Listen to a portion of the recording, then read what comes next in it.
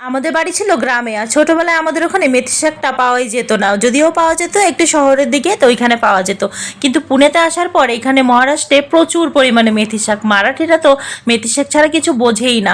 আগে আমি মনে করতাম মেথি শাকের পরোটা মনে হয় তেতো হয়, কিন্তু না খেলে বুঝতেই পারতাম না মেথি শাকের পরোটাও এত স্বাদের হতে পারে। তো মেথি শাকের পরোটাটাও এখানে একটা মারাঠি বন্ধুর কাছ থেকেই শেখা। কিছুটা মেথি শাক নিয়ে নিয়েছি, ধুয়ে পরিষ্কার করে কেটে নিয়েছি।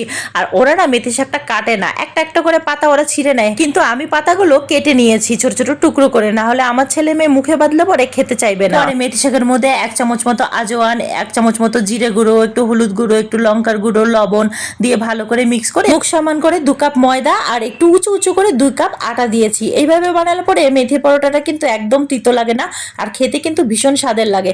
তারপর আমি তেল দিয়ে চেপে চেপে ভেজে নিয়েছি। তোমরা চাইলে পরে ঘি বা বাটার দিয়েও ভাজতে পারো। তো চলো আজকে টাটা, ভালো লাগলে সাবস্ক্রাইব করে সাথে থেকো। Heavy tasty.